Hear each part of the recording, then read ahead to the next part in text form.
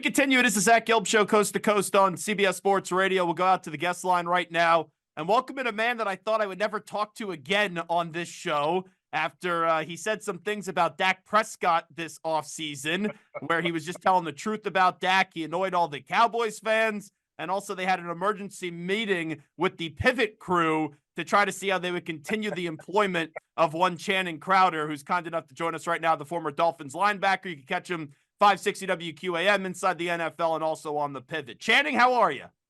I'm good, man. Doing some last-minute shopping with the wife. I need you to forward me some money. We just left Saks Fifth Avenue, and so I'm broke. Yeah, a former NFL player asking me to give them some money. Come on, Channing. You know that doesn't work. You got my Zelle, bro. Zelle me a little something. So what did you get? Yeah, anything good that you ended up getting or have to purchase? Well, the wife got some shoes. We did the kids. We got them with the big paddle boats where you can paddle with your feet and steer around the lake. So that was a cool gift that I'm going to utilize when the kids aren't. What was the best gift you ever got from a teammate, maybe, like in the locker room during this time of the year? Aiken and Dale gave great gifts. Yeah. Aiken and Dale would give you Louis bags. I think I still have a Gucci wallet from him. Aiken and Dale went all the way in. The worst, I don't know, a lot of the big fat linemen, they'll give you weird stuff like barbecue sauce and spices and things. Overall stuff. Yeah, they I don't know, they get a little too eccentric or try to be too cute. But yeah, man, no, you know what it is? It's rich guys, because Aiken signed his big deal with Dallas and came to the Dolphins. So I would say rich guys. That's the best gifts I get from all the rich guys I know. Channing Crowder here with us on the Zach Gelb Show. What is your view of Tua Tagovailoa, by the way, as a quarterback? Man, I think he's amazing. He's a top 5 guy. The numbers say it. You know, people want to criticize him. He's a top 5 quarterback in the league. He's in the MVP race. You put his numbers against everybody else, and he's right there with them. It's crazy that they criticize him for having Tyreek Hill, but don't criticize Joe Burrow for having T. Higgins and Jamar Chase and Tyler Boyd and Joe Mixon. It's weird. It's a weird thing. We talked about it before, Gail. It's a weird thing that has been done to Tua. The injuries are there. We understand that.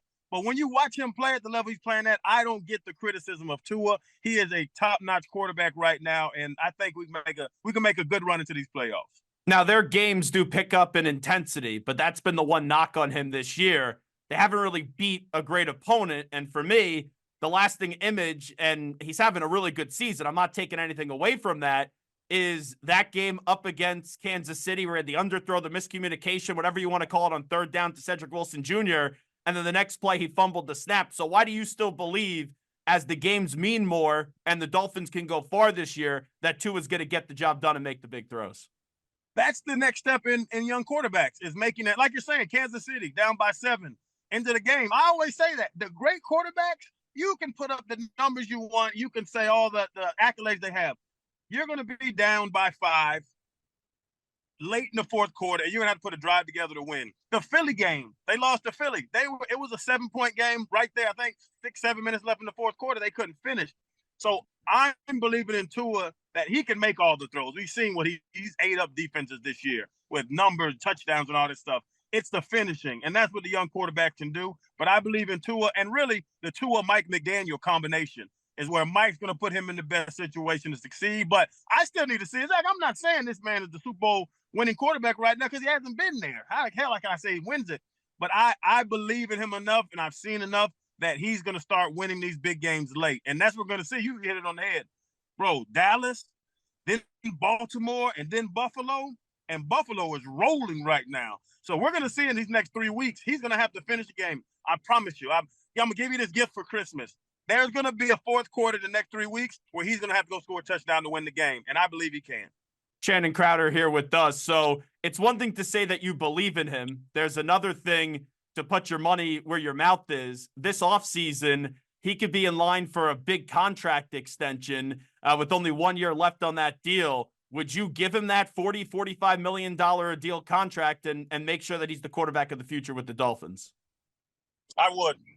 Because there's not a lot of great ones out there. Even if you don't want to call them great in the league, Zach, you got to call them very good. And there's not a lot out there. We're watching some of these teams flounder around. We're watching the Jets, who is just, that was That's the worst offense I've seen in a long time. You're watching some of these offenses get 90 yards a game and things like that. So I would give Tua a big deal. And he's proven this year now, he's taking hits and he's not getting injured. So he's proven it. I don't know if the jiu-jitsu worked or whatever, but the scheme behind it, and I'm not naive. I know that he's getting the ball out of his hands very fast, one of the fastest releases in the league. But that's why I always bring up McDaniel with his success, because him and McDaniel together. If it was still Chan Gailey running this offense, if it was some of these these unimpressive, I was about to say a bad word, these unimpressive OCs that Tua's had in the past, I wouldn't believe in the offense enough to give Tua that money. But with Mike McDaniel there and Tua doing what he's doing this season in that offense, man, I'm telling you, I don't want to end up with Zach Wilson and Trevor Siemian and those boys. So I would give Tua his money. How about Dak Prescott? Last time I asked you about him, you went viral. You got yourself in a whole bunch of trouble for just being authentic and honest. And so far, you haven't been wrong. You have the Dolphins going up against the Cowboys this weekend. Your view through the first 15 weeks of the season is what on Dak? Dak played, he had a hell of a stretch. You even got on me because I was like, hey, man, Dak's playing good ball. And you were like, oh, now you're backpedaling. I was like, to the what we're talking about, Zach, and you do it too. If a guy's playing well, you'll say, hey, this guy's playing some good ball. Yeah. If he messes up and if he starts, going on one of those downhill slants that we've seen Dak do, especially in big games, you have to say it. And that's what I said about Dak, and I'll keep saying it about Dak. I need to see Dak do something when it really counts, when it matters. Just like we're speaking about Tua and that stretch he's on. Dak needs to do that, and I've seen it happen. I've seen him fold in the playoffs, 3 years in a row now. I've seen him go out there and score 12 points against the 49ers. What was it, 16, I think, the next year? Like 12 and 6. Son can put up 12 points in an NFL game at quarterback. So that's the thing with Dak I have to see. And he's been in, I know Mark McCarthy took it over. He was with Kellen Moore before that. He's had weapons around him. He's had CeeDee Lamb for years. He had a great running back. He has one of the best O-lines in the league. Like, he's had all the weapons and continue to fail in those big games late in the fourth, or even in some of them games in the last couple of years, they weren't even in the game in the fourth. So Dak is a good quarterback. I won't go to Cam Newton and say he's a game manager. I think that's, people take that a little harder. But Dak's a good quarterback, but he's the face of America's team. And when you're that, you need to go out there and show out. In my mind, a 4-week stretch, I think he threw for like 1,200 yards or something in them 4 weeks. It was impressive. I need to see it now when it counts. For the next 5 years, would you rather have Tua or would you rather have Dak? Tua. Why? 100% Tua. That's not even a homer. I think Tua has a higher upside. I think we've seen Dak's ceiling. I really do. I think we've seen Dak's ceiling. I think Tua still has ways to go. I think as he matures in this offense, as he matures with a I would say great, honestly. I'll call Mike McDaniel a great offensive coordinator, great head coach. As he matures through that, I think Tua, I know Tua has a higher ceiling than Dak Prescott. So who wins this game, Channing Crowder? Dolphins, Cowboys. Tell me how it plays out. I think the Dolphins win it. It's gonna be played in the trenches, though. The quarterbacks are gonna be the story. I've already seen the narrative playing out. These two quarterbacks, future, two I would say teams that could get to the Super Bowl, honestly, if Dak and Tua. Well, if you look at the Dolphins, and I don't want to give the cheat code to the Dolphins, but these coaches are smart. The Philly game, they got dominated in the trenches. Buffalo, early in the year, dominated in the trenches. That's how Tennessee beat them. Tennessee had 5 sacks. We only sacked Will Levis one time. He had 320 yards passing. We're I don't say finesse. It's not even a knock when you use these words. Dolphins are more of a finesse team. If you come out and try to bully them, that's when you can win, when you beat them up in the trenches. So I think after watching last week, after seeing what Buffalo did to Dallas's trenches, they have some big names up there. They do have some great players in that front. Micah Parsons is one of my favorite players I've ever watched in my life. But they're not as physical as people want to say they are. So I think the Dolphins will be able to run on them like Buffalo rushed 51 times. It's a copycat league. Rush on them, slow down Micah, slow down D-Lo, and I think the Dolphins win this game. I don't think it's going to be a high-scoring affair, though, but I think the Dolphins win this game. Wrapping up with Channing Crowder, right now, would you go 49ers or the field to win the Super Bowl? Ooh. Oh.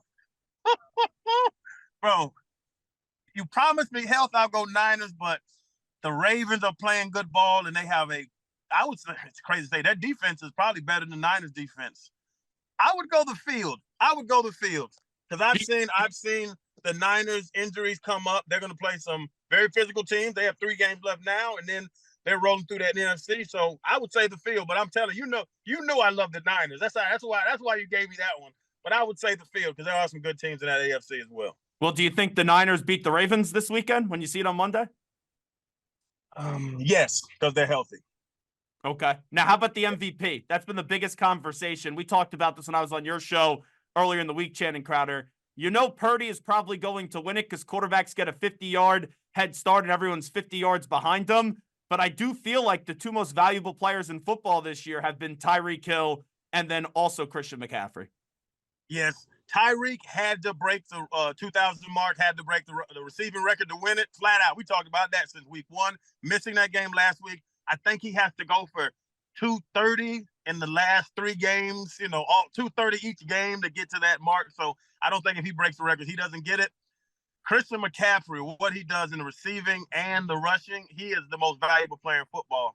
But to your point, Brock Purdy is taking home the award because quarterbacks are going to get it. Listen, all he has to do is flip it out to Christian McCaffrey. He scuttles, jumps over 6 people and scores. That's 60-yard touchdown for Brock Purdy. So Christian McCaffrey's success is going to get Brock Purdy the MVP. Just circling back to Tua before we let you run. I didn't like, even though he was defending himself, him at the podium. I thought he spent too much time saying, I don't care what people say about me. But then when you spend that much time on it, you actually do care what they say. Are there any mental concerns with Tua? I know he's been through a lot, but it seems like that outside noise is starting to get to him. I hated it too. You didn't have to read into it, Zach. He said, I don't listen to outside noise, but I'm keeping receipts. What are you keeping receipts of if you're not listening? What is the receipt of? So I don't like it. I don't like when players do that. But nowadays, it's this new age athlete, man.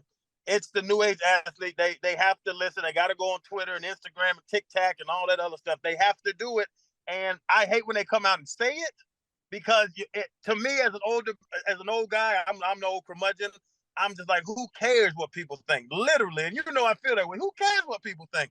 But it doesn't. I don't question Tua at all mentally. Because how he was babied and how he was so quiet and gentle and stand. He didn't act like a starting quarterback. He didn't. As I grew up watching, I would tell you to kiss their butt if you got mad, if you got on them too much. So I kind of like him getting an edge. And that's what I took from it. I don't enjoy it on any level of sports, but I love it for Tua because how Brian Flores painted him as this little gentle, delicate, emotional flower that he's kind of getting out that shell now. Are you going to the Super Bowl, by the way, this year? I will be there. All righty. I'm going to go for the week. I'll be there all week, doing media, doing different things. I think we have a deal with the Aria. We're going to do stuff at the Aria because them damn tickets and the rooms are too expensive. So we're going to try to barter some stuff off. But I'll be there for the week. I don't know if I'm going to go to the game, but I'll be there for the week. Do I need a bodyguard when I see Ryan Clark and Fred Taylor just because I got you in all this trouble criticizing Dak Prescott? I don't want those guys swinging at me. Am I good? Bro, they love you. Because we watched the clip. I'm not lying. You joked about it. I told you. And so they were like, well, I can never come on the show now. I was like, man, if you ask me a question, I'm going to give you an answer. So they know who Zach Gelb is, and you have no problem with them because I told them, you're tight with me. If you're tight with me, you're tight with them. We'll go have a beer. Absolutely love it. Channing Crowder, you're the best. Appreciate it, my friend. Happy holidays to you and your family. Appreciate you, brother. Happy holidays yours, too.